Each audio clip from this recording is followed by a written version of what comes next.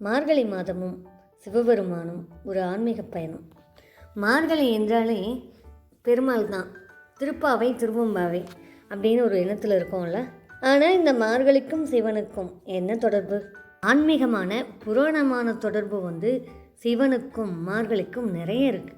மார்கழி என்றாலே அதிகாலை குளிர், கோவில் மணி, சில பாசுர பதிக பாடங்கள், அத்துடனே சில பாடல்கள், அதில் கொஞ்சம் மௌனம்.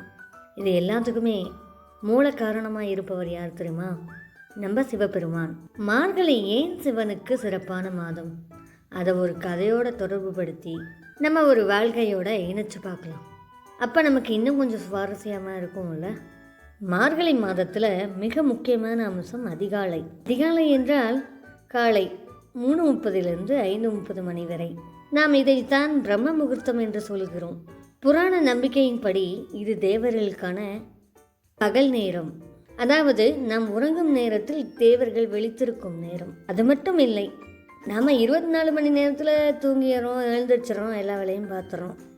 அந்த ஒரு நாள் என்பது தேவர்களுக்கும் கடவுளுக்கும் எவ்வளவு காலம் தெரியுமா? 1 வருட காலமாம். கேட்கும் போதே பிரமிப்பாக இருக்குல்ல. இந்த நேரத்தில் செய்யப்படும் இறை வழிபாடு நமக்கு 1000 மடங்கு பலனை தரும், மனதை அமைதிப்படுத்தும், நம்ம கர்ம வினைகளை கரைக்கும். அதனால தான் சொல்லியிருக்காங்க, மார்கழி காலை சிவ தரிசனம் நம்ம வாழ்க்கையை மாற்றும் தரிசனம் என்று. மார்கழி மாதம் குளிர்ச்சி நிறைந்த மாதம். வெளியுலகம் அமைதியாக இருக்க ஆரம்பிக்கும் போது உள்ளுலகமும் அமைதியாக இருக்கும். இந்த மாதத்தில் தேவையில்லாமல் அதிகமாக பேசாமல் இருக்கலாம். மௌனத்திற்கு சிறந்த மாதம். சரி, அப்போ சிவன் யார் என்கிறீர்களா? சிவன் என்பவர் தியானத்தின் உச்சம், யோகி, மௌனத்தின் மொழி.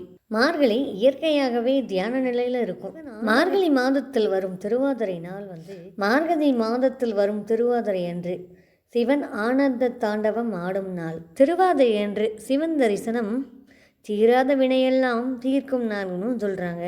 எல்லா மாதங்களையும் விட இந்த மார்கழியில் ஓம் நம சிவாய மந்திரத்திற்கு அவ்வளவு பெரும் அரும் சக்தி இருக்கிறது. தேவர்களுக்கு படைக்கப்படும் உணவுகளும் பிரசாதங்களும் காலச்சுழற்சியில் தேவர்களுக்கு இந்த மாதம்தான் முதல் மாதமாக அவங்க உணவு எடுத்துக்குவாங்கன்னு சொல்லப்படுது. இது போன்ற பல வித்தியாசமான தகவல்களுக்கு, செய்திகளுக்கு, ஆன்மீகங்களுக்கு தேநீர் கதைகள் தோழிகள் சோசியல் ஹப்பை மறக்காமல் சப்ஸ்கிரைப் பண்ணிக்கோங்க. அது மட்டும் இல்லை, நம்ம மௌனமாக இருந்துட்டாவே பாதி பிரச்சனை முடிஞ்சு போயிடுது. இன்னுமே அடுத்தடுத்த பகுதியில் சிவ தரிசனம் தொடரும். ஒரே ஒரு மாதம் தானே, நம்ம பாவங்கள் அத்தனையும் தீர்ந்து மன அமைதியும் வாழ்க்கையில் சந்தோஷமும் கிடைக்குதுன்னா இந்த அமிர்த வேளை பாடலை கடைபிடிச்சு பார்க்கறதுனால எந்த தவறும் இல்லை தானே. அனைவருமே இந்த மாதம் கொஞ்சம் ட்ரை பண்ணி பாருங்களேன். இவனை மனதில் நிறுத்தி அனைவருமே மகிழ்ந்திருங்கள். இந்த கதையோட தொடர்ச்சி இதுவும் கூட இருக்குது. அடுத்த வீடியோவில் பார்க்கலாம். அது வரைக்கும் உங்களிடமிருந்து விடைபெறுவது உங்கள் தேநீர் கதைகள் தோழி, தமிழ் சோஷியல் ஹப். சேனலை இன்னும் நீங்கள் சப்ஸ்கிரைப் பண்ணாமல் இருந்தீங்க அப்படின்னா மறக்காமல் சப்ஸ்கிரைப் பண்ணிக்கோங்க. அப்போ தான் எங்களோட ஒவ்வொரு வீடியோவும் உங்கள்கிட்ட சேரும்.